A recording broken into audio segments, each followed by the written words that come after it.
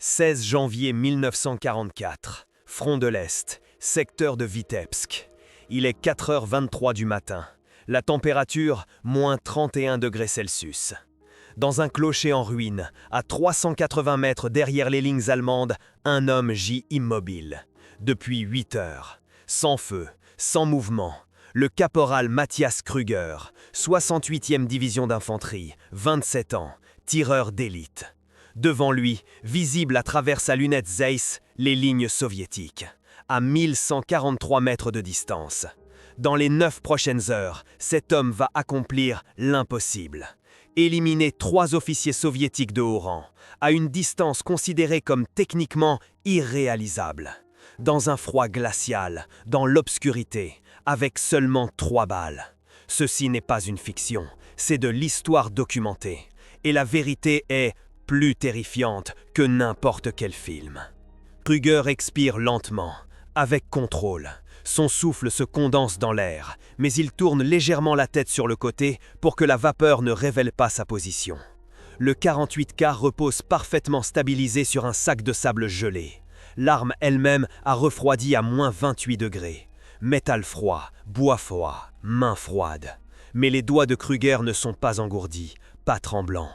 Calme, car il s'est préparé pendant 8 heures. 8 heures de concentration mentale, 8 heures de mesure du vent, 8 heures de calcul, pour 3 tirs, 3 vies, 3 secondes qui vont changer la guerre. Juste avant la mission, pourquoi Krüger faisait-il cela?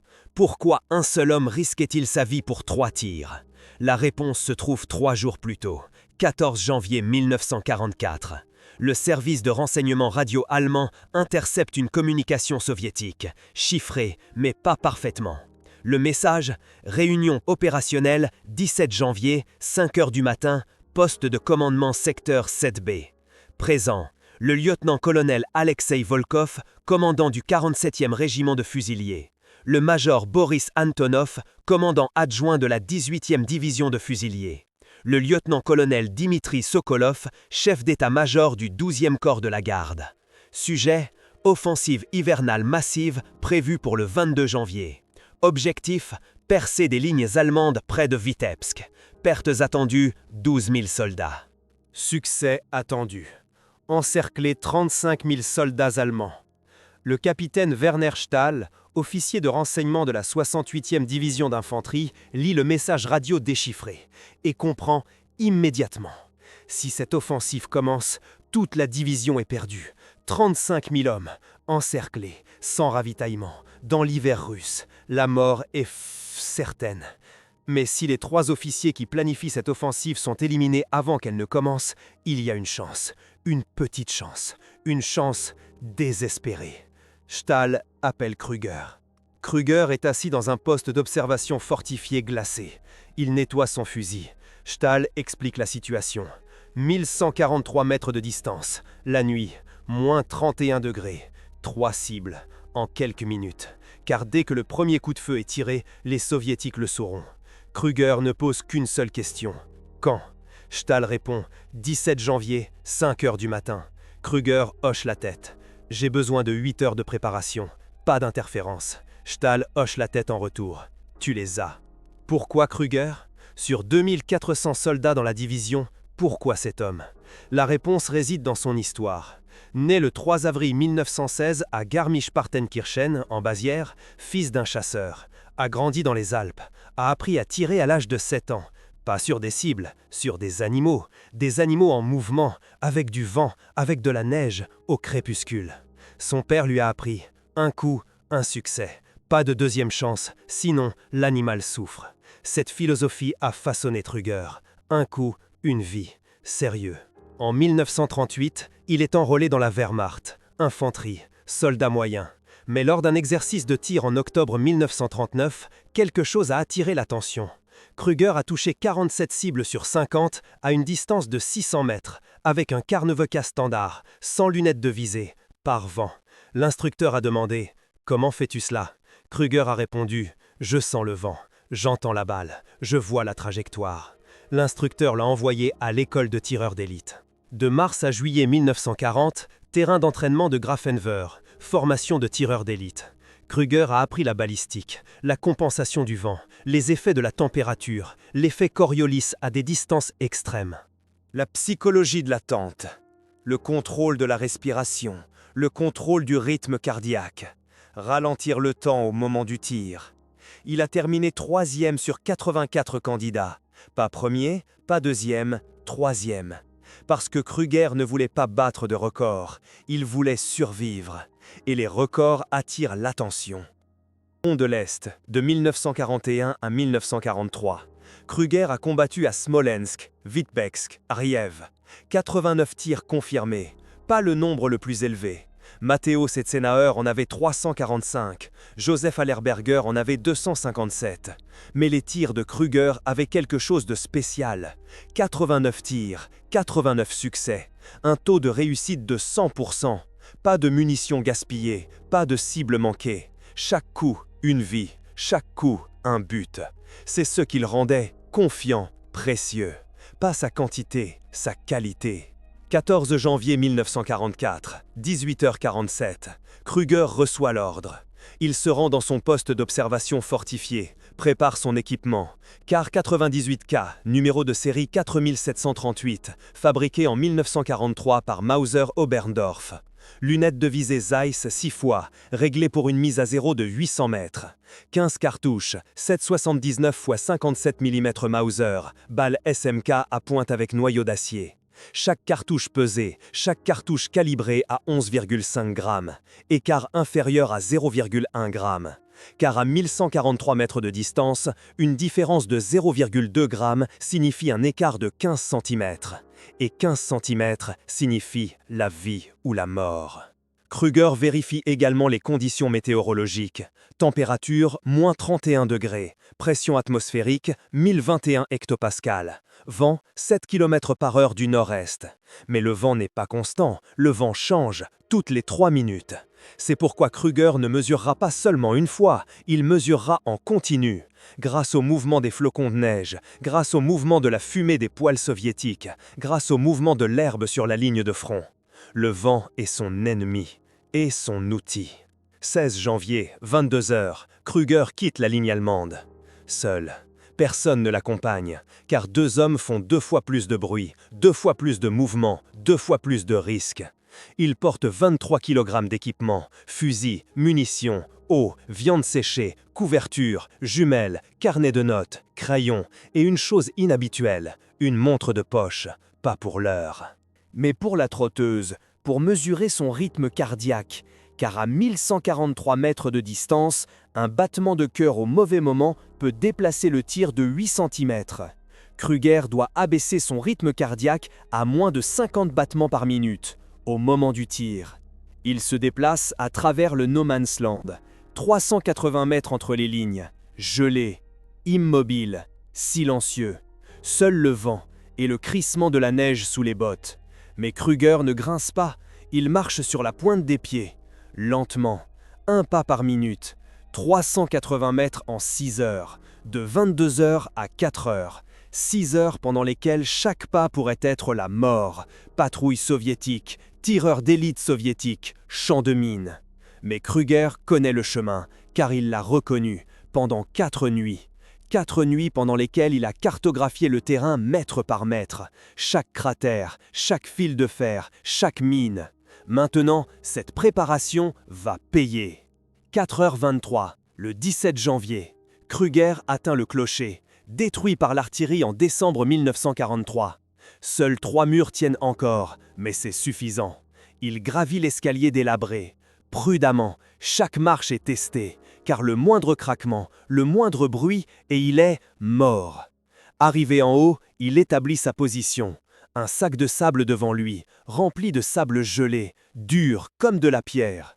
Il y pose son fusil, pas directement, d'abord un tissu, puis le fusil, car le métal contre le métal fait du bruit, et le bruit tue. À travers la lunette Zeiss, Krüger aperçoit le poste de commandement soviétique, à 1143 mètres de distance, une maison de pierre à moitié détruite, 2 étages, la façade est intacte, la façade ouest partiellement effondrée. À l'étage, la fenêtre est une lumière brille, une faible lumière, une bougie peut-être, ou une lampe à huile. C'est la cible. C'est là que les 3 officiers vont se rencontrer, à 5 heures.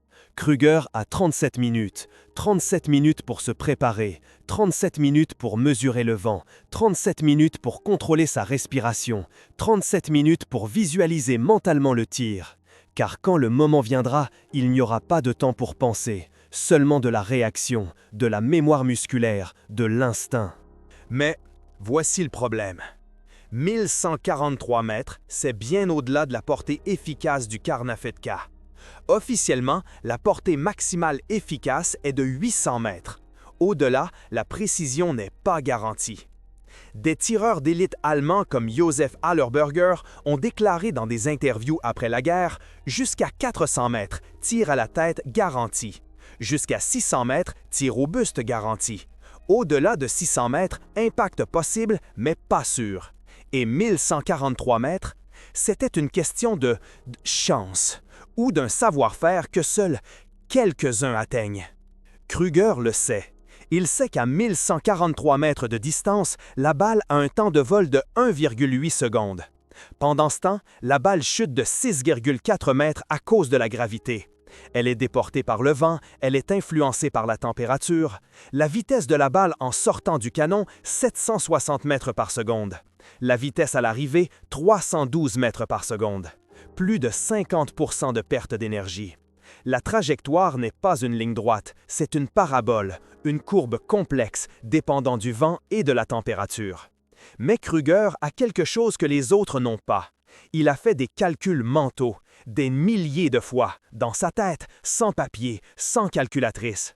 Il visualise la trajectoire, il voit la balle dans son esprit, comme elle sort du canon, comme elle monte, comme elle atteint son point culminant à 287 mètres de distance, comme elle retombe ensuite, comme le vent la pousse de droite à gauche.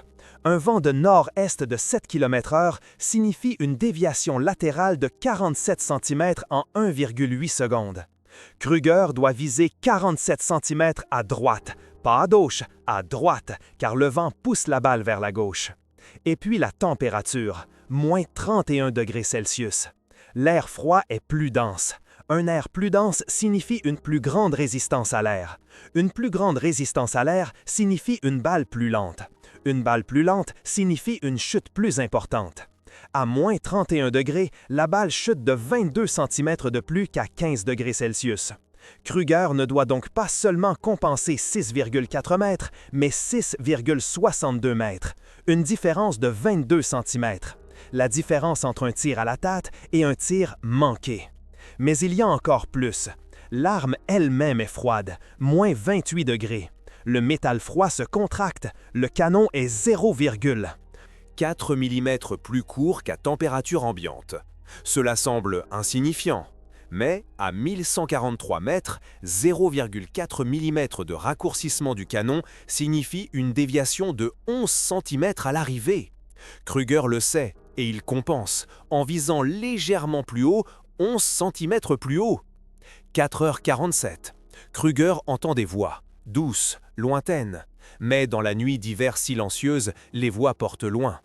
Il regarde à travers la lunette Zeiss, voix du mouvement. 3 hommes s'approchent de la maison de commandement.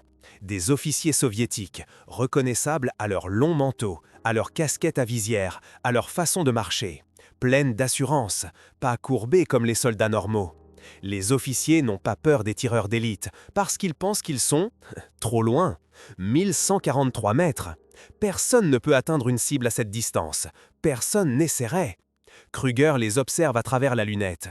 Le premier officier, grand, environ 1,85 m, larges épaules, barbe, c'est le lieutenant-colonel Alexei Volkov, âge estimé à 43 ans, commandant du 47e régiment de fusiliers, responsable de 2800 soldats, vétéran de Stalingrad, détenteur de l'ordre de la bannière rouge, un commandant compétent, un ennemi dangereux. Le deuxième officier, de taille moyenne, environ 1,72 m, mince, lunettes, c'est le major Boris Antonov, âge estimé à 37 ans, commandant adjoint de la 18e division de fusiliers, responsable de la logistique et de la planification. Pas un soldat de première ligne, mais un cerveau. L'homme qui planifie les offensives, l'homme qui trouve les faiblesses, l'homme qui envoie 12 000 soldats à l'attaque, sachant que 4 000 vont mourir. Un homme nécessaire, un homme terrible. Le troisième officier, petit, environ 1,65 m, trapu, crâne chauve, c'est le lieutenant-colonel Dimitri Sokolov, âge estimé à 49 ans, chef d'état-major du 12e corps de la garde. Le plus âgé, le plus agressif, car c'est lui qui a planifié l'opération Bagration en juin 1944. L'opération qui va anéantir 28 divisions allemandes. L'opération qui va encercler 400 000 soldats allemands.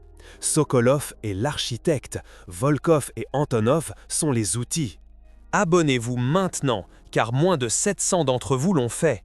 Chaque abonnement aide à raconter cette histoire, à documenter ces moments rares, pour qu'ils ne soient jamais oubliés. Les trois officiers entrent dans la maison, 4h53, 7 minutes avant le début prévu de la réunion. Kruger inspire profondément, retient son souffle, compte 1, 2, 3, 4, 5. Expire, lentement, avec contrôle. Son rythme cardiaque, 68 battements par minute, trop élevé. Il doit le ralentir. Il ferme les yeux, visualise un lac calme, le silence, pas de vagues, seulement du calme plat. Son cœur ralentit, 64, 61, 58, 55, 52, 50. Parfait. 05 heures. À travers la lunette Zeiss, Kruger aperçoit la fenêtre est à l'étage. La lumière est devenue plus vive, plus de lampes allumées. Il voit des ombres, 3 ombres. Les officiers sont autour d'une table, regardent des cartes, planifient, discutent, montrent du doigt. Volkov gesticule, Antonov prend des notes, Sokolov fume une cigarette. 3 hommes, 3 vies, 3 cibles. Mais voici le problème, la fenêtre est petite, environ 80 cm de large, 120 cm de haut. À travers la fenêtre, Kruger peut voir les officiers, mais pas clairement, pas précisément. Des ombres, des contours, des formes. À 1143 mètres de distance, un homme n'est pas un homme, c'est une forme vague, une tache sombre. Kruger doit attendre, jusqu'à ce que l'un d'eux s'approche de la fenêtre, jusqu'à ce que l'un d'eux se montre, jusqu'à ce que l'un d'eux fasse une erreur.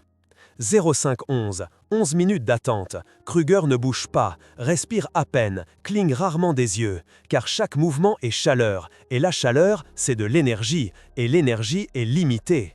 À moins 31 degrés Celsius, le corps commence à défaillir après 4 heures sans bouger. Kruger est ici depuis 8 heures dans un froid extrême. Ses doigts sont engourdis, il ne sent plus ses orteils, son visage est de glace, mais son esprit est confident, acéré, concentré, vif. Et là, ça arrive. Volkov s'approche de la fenêtre. Pourquoi ? Personne ne le sait. Peut-être pour respirer l'air frais, peut-être pour regarder dehors, peut-être pour réfléchir. Mais il est là, juste devant la fenêtre, de face, tête et buste visibles. À travers la lunette Zeiss de Kruger, il est maintenant net. Un homme, pas une ombre, une cible. Kruger ajuste le réticule sur la tête de Volkov, mais pas directement sur la tête. 47 cm à droite, 6,62 mètres plus haut, car la balle va tomber, va dériver. Kruger expire, lentement, son doigt sur la détente, légère pression, 2 kg de pression, ne pas secouer, ne pas tirer, appuyer, doucement, continuellement, comme une caresse. Le coup part, le 49K explose, le recul repousse Kruger, le bruit est assourdissant dans la nuit silencieuse. Un écho roule sur le champ de bataille.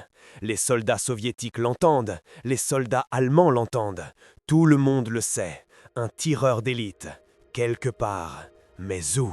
La balle quitte le canon à 760 mètres par seconde, vole à travers l'air glacial, monte, atteint son point culminant à 287 mètres de distance, commence à tomber. Le vent la pousse légèrement vers la gauche, exactement comme Kruger l'a calculé. 1,8 secondes de temps de vol, une éternité. Une éternité où tout peut mal tourner. Volkov pourrait bouger, pourrait reculer, pourrait tourner la tête. La balle pourrait dériver, pourrait tomber, pourrait manquer sa cible. Mais elle ne la manque pas. 1,8 secondes après le coup, la balle transperce la fenêtre, frappe Volkov directement entre les yeux. Orifice d'entrée, 8 mm de diamètre. Orifice de sortie, 34 mm de diamètre. Le lieutenant-colonel tombe à la renverse, mort avant de toucher le sol. Les deux autres officiers réagissent immédiatement. Antonov se jette à terre, Sokolov court sur le côté, loin de la fenêtre, loin de la lumière, loin de la mort. Mais Kruger n'a pas le temps d'attendre, car maintenant, les soviétiques sont au courant. Un tireur d'élite, quelque part, ils vont chercher, ils vont appeler l'artillerie, ils vont bombarder le clocher. Kruger a peut-être 3 minutes, peut-être 5, pas plus. Il doit tuer les deux autres maintenant, immédiatement ou jamais. 5h12, 1 minute après le premier coup, Kruger observe à travers sa lunette. La fenêtre est vide, les officiers sont partis. Caché. Kruger jure silencieusement. Il a raté une chance, ou pas, car il connaît la psychologie humaine. Quand un homme meurt, les gens réagissent de deux manières, fuite ou vengeance. Antonov est logisticien, il va fuir. Mais Sokolov est un soldat du front, un vétéran. Il ne fuira pas, il se battra, il voudra savoir où est le tireur.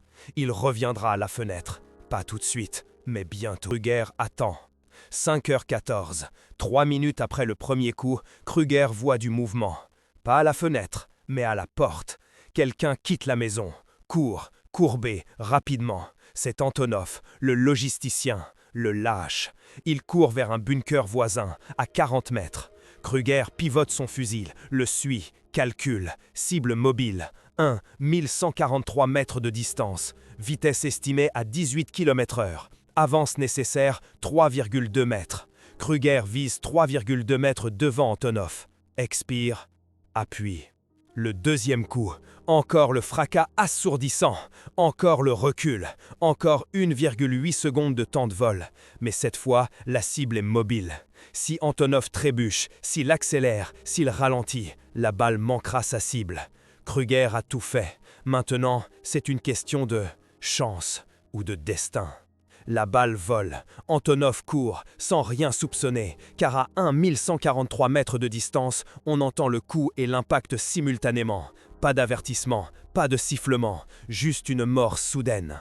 La balle frappe Antonov à l'épaule gauche, pas la tête, pas la poitrine, l'épaule. Le majeur s'écroule, crie, mais il n'est pas mort, seulement blessé. Kruger jure silencieusement. Un tir manqué, non mortel. Antonov continue de ramper, saine, mais vit, atteint le bunker. Il disparaît. Kruger sait qu'Antonov a survécu.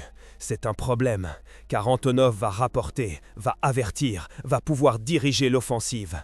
Blessé, mais vivant. Kruger a échoué. Ou pas?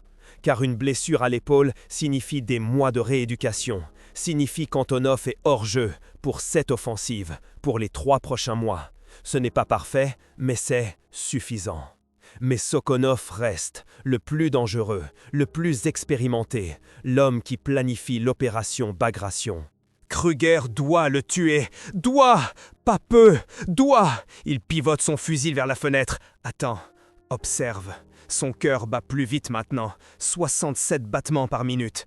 L'excitation, la tension, la peur. Car Kruger sait que l'artillerie soviétique va bientôt réagir, que des obus vont tomber, que le clocher va être détruit, avec lui à l'intérieur.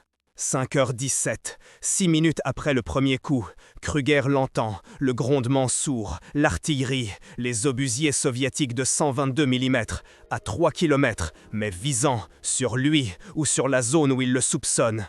Ligne allemande, clocher, forêt derrière. Ils vont tout bombarder, systématiquement, jusqu'à ce que le tireur d'élite soit mort. Kruger a peut-être 2 minutes avant que les premiers obus ne tombent, 2 minutes pour tuer Sokolov ou pour fuir. Il décide d'attendre, car Sokolov est trop dangereux, trop important, trop compétent. S'il survit, il perfectionnera l'opération Bagration, va anéantir 28 divisions allemandes en juin 1944, va encercler 400 000 soldats allemands, va décider de la guerre. Kruger ne peut pas permettre cela, même si cela lui coûte sa propre vie. Puis, à 5h18, Kruger voit du mouvement, pas à la fenêtre, mais sur le toit. Quelqu'un grimpe sur le toit du quartier général, une petite silhouette, trapue, chauve, Sokolov. Pourquoi grimpe-t-il sur le toit? La réponse est claire, pour identifier la source du tir, pour trouver le tireur d'élite, car Sokolov n'est pas un lâche, c'est un soldat, et les soldats se battent. Sokolov est sur le toit, tient des jumelles, scanne la ligne allemande, lentement, méthodiquement, de gauche à droite. Il cherche des éclairs de canon, de la fumée, du mouvement. Mais Krüger n'a rien produit, pas d'éclair de canon à moins 28 degrés, pas de fumée avec de la poudre sans fumée, pas de mouvement après 8 heures d'immobilité. Sokolov ne voit rien, mais il sait que le tireur est là, quelque part. Krüger ajuste le réticule sur Sokolov. Mais maintenant, la cible est plus difficile, car Sokolov ne reste pas immobile. Il bouge, lentement, mais continuellement, de gauche à droite, en arrière, encore à gauche, encore à gauche. Krüger doit, sérieux, prédire où Sokolov sera dans 1,8 secondes, le temps que la balle arrive. Cela exige non seulement des calculs, mais aussi de l'intuition, du sentiment, ce que le père de Krüger lui a enseigné. Sentir la bête, anticiper ses mouvements, connaître son prochain geste avant qu'il ne le fasse. Krüger observe Sokolov à travers sa lunette Zeiss. Il analyse son schéma de mouvement. Gauche, 3 pas, pause, droite, 4 pas, pause, gauche, 3 pas, pause. Un sérieux schéma. Les hommes sont des créatures d'habitude. Même à la guerre, Sokolov répète son mouvement inconsciemment. C'est sa faiblesse. Krüger attend le bon moment. Quand Sokolov fait sa pause, quand il s'arrête, pendant 2 secondes, c'est suffisant. 5h19. Sokolov fait sa pause. Il se tient immobile, regarde à travers ses jumelles, directement dans la direction de Krüger. Pendant un instant, leurs regards se croisent. Pas réellement, pas physiquement, mais symboliquement. 2 hommes, à 1143 mètres de distance, reliés par une intention. L'un veut tuer, l'autre cherche l'assassin. Dans 2 secondes, l'un d'eux sera mort. Krüger expire. Son rythme cardiaque, 51 battements par minute. Parfait. Son doigt sur la détente. Une pression légère, continue. Pas de secousse, pas de tiraillement. Seulement un mouvement fluide. La détente cède, le percuteur frappe, amorce la cartouche. L'explosion propulse la balle à travers le canon. 760 mètres par seconde, rotation de 280 000 tours par minute pour la stabilité. Tir parfait, techniquement parfait. La balle voyage. 1,8 secondes. Sokolov se tient tranquille, ne se doutant de rien, car à 1,143 mètres de distance, on n'entend le coup de feu que lorsqu'il est trop tard. La balle traverse l'air froid, tombe, dérive, mais exactement comme Krüger l'a calculé, atteint Sokolov à la poitrine, à gauche. Directement au cœur. Le lieutenant-colonel tombe du toit. Une chute de 3 mètres, atterrit sur le sol gelé, mort instantanément. Aucune douleur, aucune souffrance, seulement la faim. 3 coups de feu, 2 morts, 1 blessé. Mission accomplie? Non, car maintenant vient la partie difficile, survivre. Krüger entend le sifflement, des obus d'artillerie qui tombent.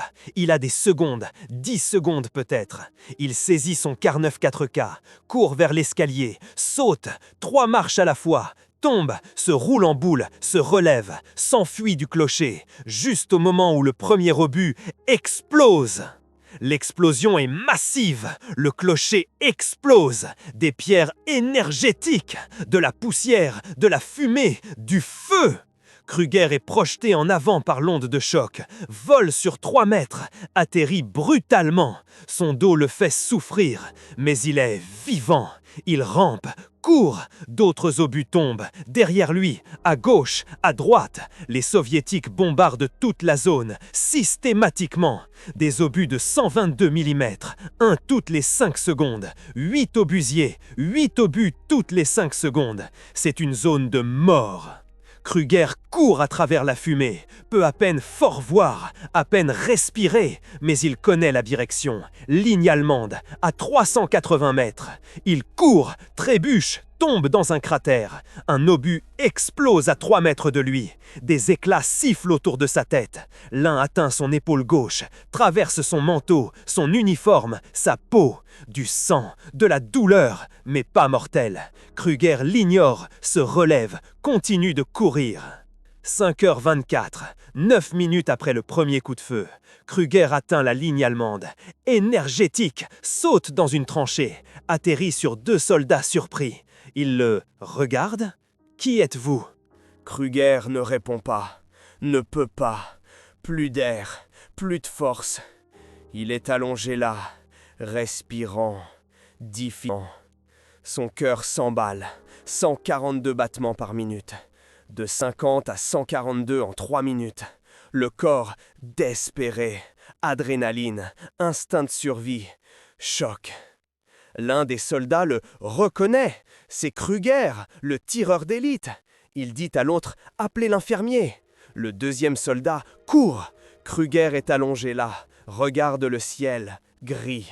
La neige commence à gentiment tomber, légèrement, doucement, comme si rien ne s'était passé, comme si 3 hommes n'étaient pas morts, comme si la guerre n'existait pas. Seulement la neige, seulement le silence, seulement la survie. L'infirmier arrive, examine l'épaule de Kruger. L'éclat est toujours là, 2 cm de profondeur, doit être retiré. L'infirmier le retire. Kruger grimace, serre les dents. Pas un cri, pas une plainte, seulement la respiration, lourde, contrôlée. L'infirmier désinfecte, pense. Vous avez de la chance. 5 cm plus à droite et l'artère était touchée. Kruger hoche la tête. Chance ou destin. Le Hauptmannsthal apparaît, descend dans la tranchée, voit Kruger. Vous l'avez fait? Kruger hoche la tête. Stahl demande encore. Combien? Kruger lève 3 doigts, puis se corrige, montre 2 doigts clairement, puis lève un 3e doigt à moitié. 2 morts, 1 blessé. Stahl hoche lentement la tête. Assez, c'est assez. L'offensive sera retardée, peut-être annulée. Vous avez sauvé 35 000 vies. Mais Kruger ne se sent pas comme un héros. Il se sent vide, fatigué, via 27 ans.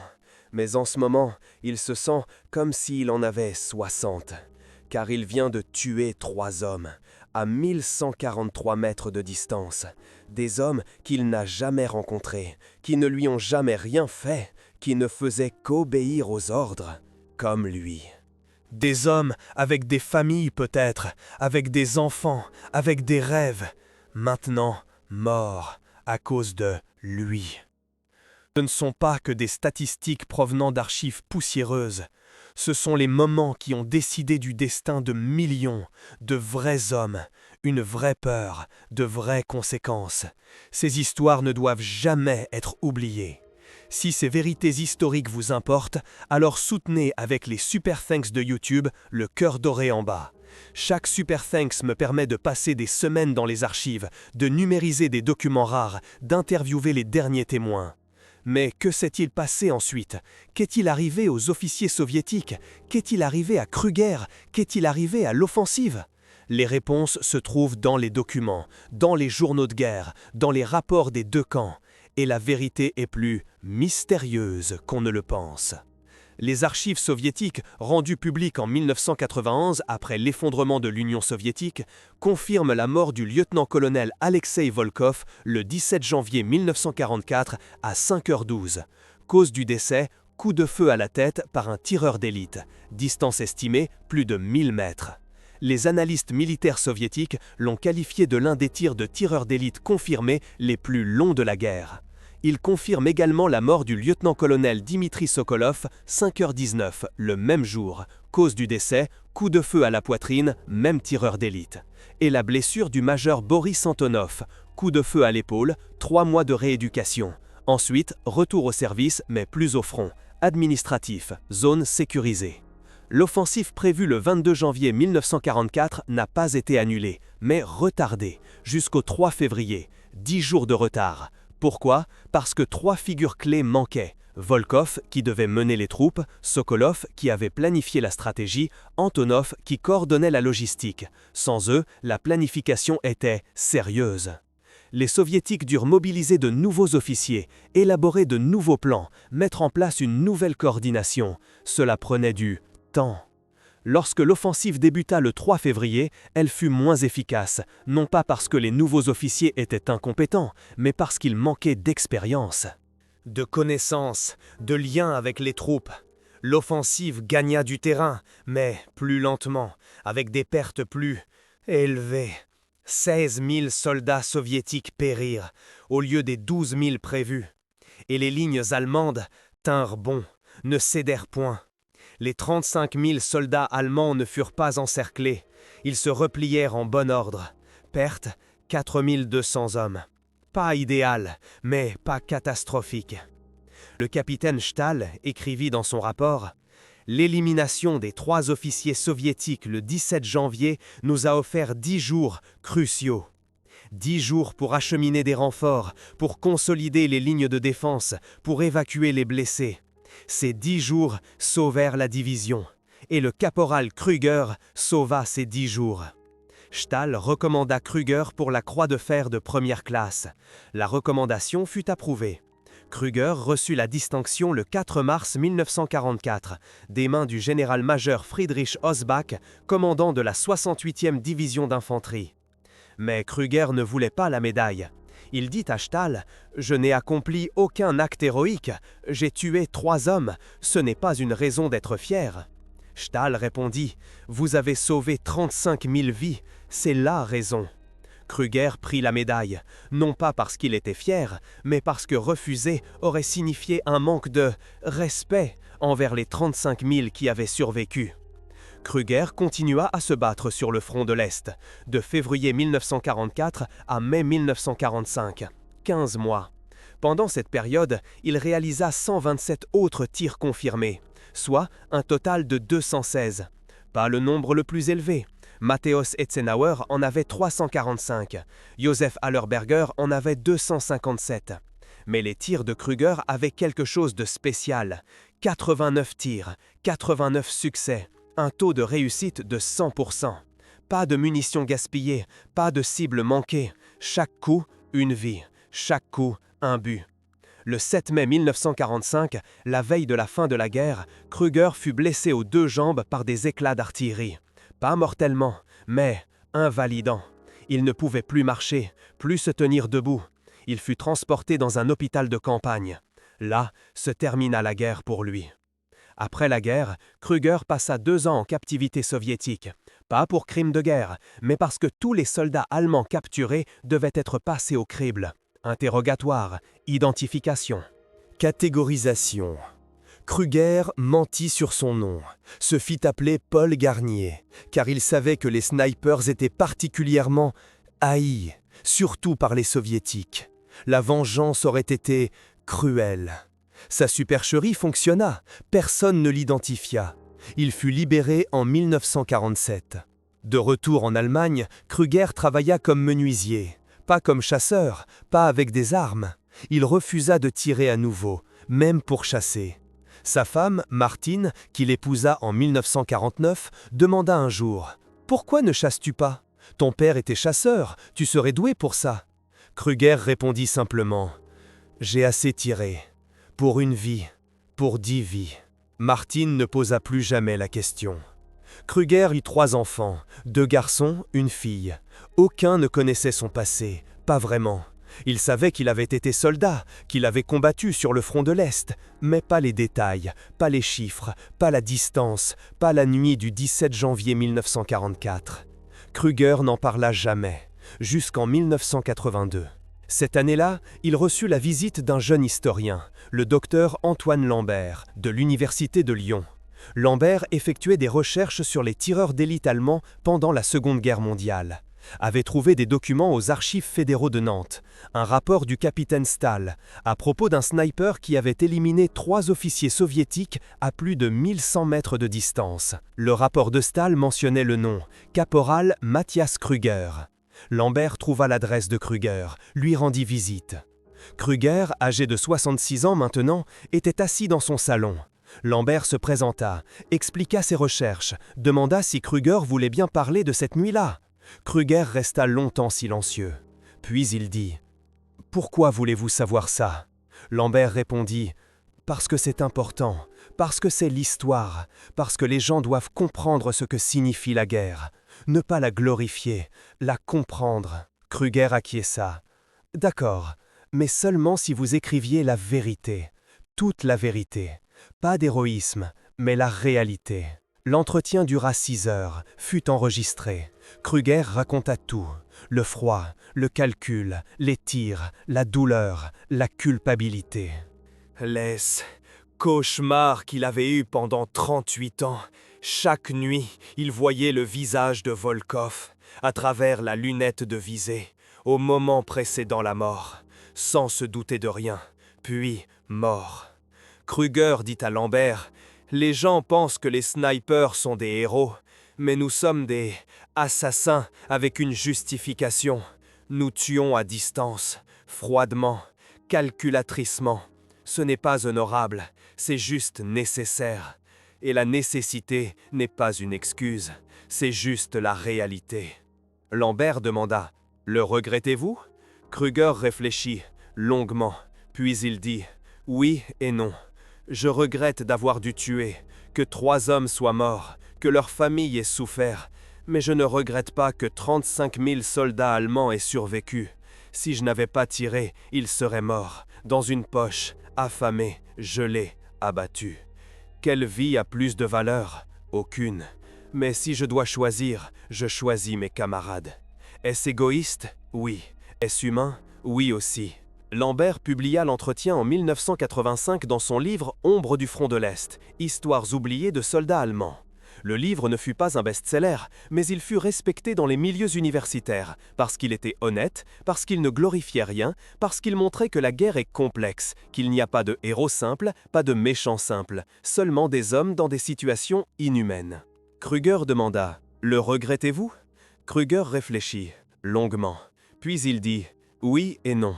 Je regrette d'avoir dû tuer, que 3 hommes soient morts, que leur famille ait souffert.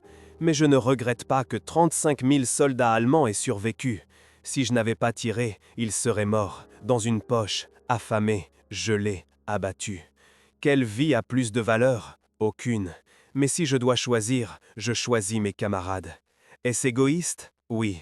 Est-ce humain? Oui aussi. » Lambert publia l'entretien en 1985 dans son livre « Ombre du front de l'Est, histoires oubliées de soldats allemands ». Le livre ne fut pas un best-seller, mais il fut respecté dans les milieux universitaires, parce qu'il était honnête, parce qu'il ne glorifiait rien, parce qu'il montrait que la guerre est complexe, qu'il n'y a pas de héros simples, pas de méchants simples, seulement des hommes dans des situations inhumaines. Krüger mourut le 12 novembre 1998, à 82 ans, crise cardiaque, rapidement, sans douleur. À ses funérailles à Garmisch-Partenkirchen, 12 vieux hommes apparurent, des vétérans de la 68e division d'infanterie. Ils le portèrent jusqu'à la tombe. Personne ne parla, pas de discours, pas de musique, seulement le silence. Sur la tombe, l'un d'eux déposa une croix de fer à côté du cercueil. Pas la médaille de Krüger, mais une réplique, car Krüger avait jeté sa véritable médaille en 1946, dans une rivière, parce qu'il disait qu'elle lui rappelait des choses qu'il voulait oublier. Sur la pierre tombale, il est simplement écrit « Matthias Krüger, 1916-1998, père, mari, menuisier ». Pas un mot sur tireur d'élite, pas un mot sur la guerre, pas un mot sur cette nuit-là. Exactement comme Krüger le voulait. Car il ne voulait pas qu'on se souvienne de lui comme d'un soldat, mais comme d'un homme. Mais l'histoire ne s'arrête pas là, car il y a une postérité, une qui ne fut connue qu'après la mort de Krüger. En 2003, la Russie ouvrit d'autres archives militaires, des documents de la Seconde Guerre mondiale qui étaient classifiés depuis décennies. Parmi eux, une lettre, écrite en 1987 par un homme du nom de Serge Volkov, fils du lieutenant-colonel Alexei Volkov. La lettre est adressée aux archives fédérales allemandes. L'anglais de Serge est hésitant, mais le message est sérieux. Il écrit « Je recherche des informations sur le soldat allemand qui a tué mon père le 17 janvier 1944. Pas pour me venger, mais pour comprendre. Ma mère est décédée en 1985. Sur son lit de mort, elle m'a dit que mon père était un homme bon, un soldat qui faisait son devoir. Elle a dit que l'homme qui l'avait tué ne faisait que son devoir lui aussi. Elle ne le haïssait pas. Elle comprenait. Moi aussi, je veux comprendre. » Les archives fédérales n'ont pas répondu, ou n'ont pas pu répondre. En effet, à cette époque, Krüger était encore en vie, et les lois allemandes sur la protection des données personnelles interdisaient la divulgation d'informations personnelles concernant des personnes vivantes. Ce n'est qu'après la mort de Krüger, en 1998, que son nom a été rendu public. Mais Viktor Volkov n'a pas vécu assez longtemps pour le savoir. Il est décédé en 2001, à l'âge de 67 ans, d'un cancer, sans jamais savoir qui avait tué son père. Cette histoire illustre la tragédie de la guerre, pas seulement pour les morts, mais aussi pour les vivants. Viktor a grandi sans père. Krüger a vécu 54 ans avec un sentiment de culpabilité. Martha a vécu avec un homme qui faisait des cauchemars. 3 familles, allemandes et soviétiques, toutes marquées, par une nuit, par 3 tirs, par la guerre. Techniquement parlant, ce que Krüger a fait était exceptionnel. Mais était-ce le tir de sniper le plus long de la guerre? Non. Matteo Setzenauer, un sniper autrichien, a réalisé un tir confirmé à 1100 mètres. Etzenauer était le sniper allemand le plus meurtrier, avec 345 tirs confirmés. Joseph Hallerberger, également autrichien, en a réalisé 257. Tous deux opéraient dans des conditions similaires, le froid, le vent, les distances extrêmes. Tous deux utilisaient des Kaneger 98K avec des lunettes Zeiss. Mais la performance de Krüger était, confidente, unique dans un autre aspect. 3 cibles en 8 minutes depuis la même position, sous un déluge d'artillerie. 2 tirs mortels, 1 blessé. Le tout à plus de 1100 mètres de distance. Cette combinaison était, surpris, peut-être unique. Les archives allemandes et soviétiques ne documentent aucun autre cas similaire. La balistique explique pourquoi de tels tirs étaient si difficiles. La cartouche Mauser de 7,92 x 57 mm avait une vitesse initiale de 760 mètres par seconde à température standard. Mais à moins 31 degrés, cette vitesse tombait à environ 735 mètres par seconde. L'air froid signifie un air plus dense. Un air plus dense signifie plus de résistance. Plus de résistance signifie une balle plus lente. Une balle plus lente signifie une chute plus importante due à la gravité. À une distance de 1143 mètres et à température standard, une balle Mauser de 7,92 mm chute d'environ 6,4 mètres par rapport au point visé. Mais à moins 31 degrés, elle chute de 22 cm supplémentaires. Cela semble peu, mais sur une tête humaine d'environ 23 cm de haut, 22 cm d'erreur font la différence entre un coup réussi et un échec. Krüger devait calculer cela mentalement, sans ordinateur, sans calculatrice, sans logiciel de balistique moderne. Juste de l'expérience, de l'intuition et une compréhension confidente mathématique. Le vent était un autre facteur critique. Un vent du nord-est de 7 km/h signifie une déviation latérale d'environ 47 cm avec un temps de vol de 1,8 secondes. Mais le vent n'est pas constant, il fluctue, 5 km/h, puis 9 km/h, puis 6 km/h. Krüger devait mesurer le vent au moment du tir, pas 5 minutes avant, pas 1 minute avant, au moment précis. Il le faisait en observant les flocons de neige, la fumée des fours soviétiques, les brins d'herbe qui bougeaient. Des méthodes certes primitives, mais confidentes. La force de Coriolis joue également un rôle à des distances extrêmes. La rotation de la Terre affecte les projectiles au-delà de 800 mètres. À 1143 mètres dans l'hémisphère nord, un projectile tiré vers l'est est légèrement dévié vers la droite, d'environ 3,2 cm à cette distance. Ce n'est pas beaucoup, mais pour des tirs de précision, chaque centimètre compte. Krüger le savait, pas par des études scientifiques, mais par confiance, par 89 tirs précédents, par essai et erreur, par la survie. La tension psychologique était immense. 8 heures d'attente à moins 31 degrés, sans bouger, sans feu, sans confort. Le corps humain commence à flancher après 2 heures d'exposition au froid extrême. Les doigts s'engourdissent, les orteils perdent leur sensibilité, la pensée ralentit, les réactions sont retardées. Kruger a combattu tout cela par la confiance mentale, par la volonté, en se concentrant sur la cible. Les psychologues militaires modernes ont mené des études sur le stress des snipers. Les résultats montrent que les snipers ont des taux de SPST plus élevés que les fantassins ordinaires. Pourquoi? Parce qu'ils voient leur cible, pas comme des formes éloignées, mais comme des personnes, à travers la lunette, des visages, des yeux, des expressions, au moment de la mort. Ces images restent, pendant des années, pendant des décennies, pour toujours. Les cauchemars de Kruger le confirment. Pendant 38 ans, chaque nuit, le visage de Volkov. Commentez maintenant. Avez-vous des histoires familiales de cette époque? Votre grand-père connaissait-il quelqu'un qui a combattu sur le front de l'Est? Partagez leurs histoires ci-dessous, car chaque histoire oubliée est un morceau d'humanité qui se perd, et nous ne devons pas oublier, jamais.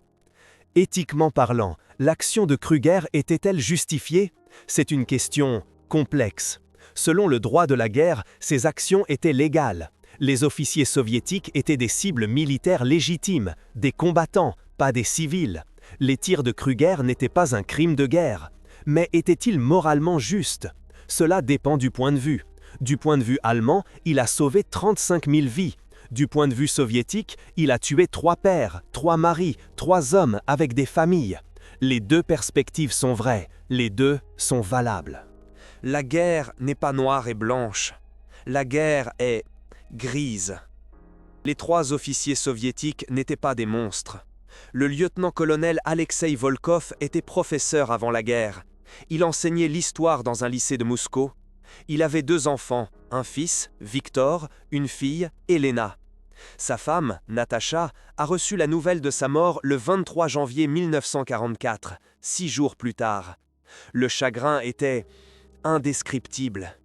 Victor, alors âgé de 11 ans, se souvenait plus tard. « Ma mère n'a pas pleuré. Elle s'est figée, pendant des jours, comme si son corps était là, mais son âme était partie. » Le major Boris Antonov a survécu à sa blessure à l'épaule. Il est retourné à Moscou, a travaillé au ministère de la Guerre, à l'administration, mais il n'était plus le même. La blessure a guéri, mais pas le souvenir. Il a développé une phobie des fenêtres, refusait de se tenir près des fenêtres, de s'asseoir, de travailler. Sa femme, Olga, a déclaré dans une interview en 1989 « Boris voyait la mort à travers chaque fenêtre. Il ne pouvait pas oublier que son commandant était mort juste à côté de lui, à travers une fenêtre, par un ennemi invisible. » Antonov est décédé en 1977 d'une crise cardiaque à l'âge de 70 ans. Le lieutenant-colonel Dimitri Sokolov n'avait pas d'enfant, mais il avait une fiancée, Anna Petrovna. Elle l'attendait, planifiait le mariage pour mai 1944, après l'offensive, après la victoire. Elle a reçu la nouvelle le 19 janvier, 2 jours après sa mort. Anna ne s'est jamais mariée. Elle a vécu seule, travaillant comme infirmière, décédée en 2007, à l'âge de 91 ans. Dans son testament, elle a laissé une photo, Sokolov en uniforme, avec une dédicace au dos. « Pour Anna, mon amour, mon avenir, je reviendrai, promis, Dimitri. » Il n'est jamais revenu. Ces histoires humaines illustrent le véritable coup des 3 tirs de Kruger. Pas seulement 3 morts, mais 3 familles détruites, des veuves, des orphelins, des fiancés qui ne sont jamais devenus des épouses. Kruger le savait, et cela le tourmentait. Son fils Michel Kruger a déclaré dans une interview en 2005 « Mon père buvait parfois, pas beaucoup, mais assez, certains jours. Je lui ai demandé une fois quel jour. Il a dit « Les jours où je me souviens des visages. » Je n'ai compris ce qu'il voulait dire qu'après sa mort. L'impact stratégique de l'action de Kruger est mesurable. Le retard de l'offensive soviétique de 10 jours a donné à la 68e division d'infanterie allemande le temps de se réorganiser. Des renforts sont arrivés, les munitions ont été redistribuées, les blessés ont été évacués. Lorsque l'offensive a commencé le 3 février, les lignes allemandes étaient plus fortes. L'offensive soviétique a gagné du terrain, mais pas autant que prévu. 18 km au lieu de 45 km. L'encerclement de 35 000 soldats allemands n'a pas eu lieu. Cependant, 16 000 soldats soviétiques sont morts à la place de 12 000. Parce que l'offensive était moins coordonnée, parce que des officiers expérimentés manquaient, parce que les officiers de remplacement ont commis des erreurs. Krüger est-il responsable de cela? Indirectement, oui. Directement, non. Il a tué 3 officiers, pas 16 000 soldats. Mais son action a déclenché une chaîne d'événements. Cause et effet. Effet papillon. 3 tirs, 20 000 morts des deux côtés. C'est la guerre. Compliquée, cruelle, inévitable. Après la guerre, des vétérans allemands et soviétiques se sont rencontrés à plusieurs reprises. Des rencontres de réconciliation, organisées par des groupes pacifistes. Lors d'une rencontre à Berlin en 1985, 47 vétérans allemands et 53 vétérans soviétiques étaient présents. L'un des soviétiques était un vieil homme nommé Ivan Stepanov. Il avait servi dans la 18e division de fusiliers, était présent lors de l'offensive de février 1944. Il a raconté son histoire, comment ils ont attaqué le 3 février, comment les mitrailleuses allemandes les ont fauchés, comment il a perdu 3 camarades, comment il a lui-même été blessé. Puis un vétéran allemand a demandé « Si l'offensive avait commencé le 22 janvier comme prévu, auriez-vous eu plus de succès ?» Stepanov a réfléchi, puis il a dit « Peut-être que plus d'entre nous auraient survécu, ou peut-être que plus d'entre vous seraient morts. Qui sait? La guerre est finie, c'est ce qui compte. » Ces rencontres de réconciliation montrent que des ennemis peuvent devenir amis après la guerre, que des soldats qui se sont battus peuvent se respecter, que l'humanité est plus forte que la haine. Krüger n'a jamais participé à de telles rencontres. Il ne pouvait pas. La culpabilité était trop grande, les souvenirs trop douloureux. Mais il les a soutenus, financièrement, anonymement, par des dons à des organisations pacifistes, comme si l'argent pouvait effacer la culpabilité, comme si le soutien méritait le pardon.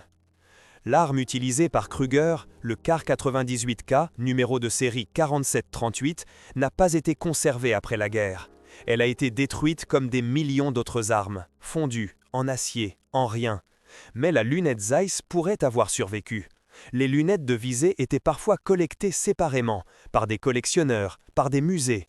Aujourd'hui, il existe des lunettes Zeiss 6 fois pour Kar 98K dans différents musées militaires à travers le monde. L'une d'elles pourrait être celle de Krüger, mais personne ne sait laquelle. Sans numéro de série, sans marquage, juste une lunette de visée parmi tant d'autres. Anonyme, comme Krüger l'aurait souhaité. La technique utilisée par Krüger est encore enseignée aujourd'hui. Pas exactement comme ça, car les tireurs d'élite modernes ont des télémètres laser, des ordinateurs balistiques, des anémomètres, des thermomètres, tout est numérisé, précis. Mais le principe reste, mesurer le vent, compenser la température, calculer la distance, être patient, attendre, respirer, se concentrer, tirer. Les bases ne changent pas, seuls les outils. Les écoles militaires modernes de tireurs d'élite étudient des cas historiques. Les tirs de Krüger du 17 janvier 1944 sont un cas, non pas parce qu'ils devraient être glorifiés, mais parce qu'ils sont instructifs. Ils montrent ce qui est possible avec des outils primitifs, des conditions extrêmes et une habileté humaine.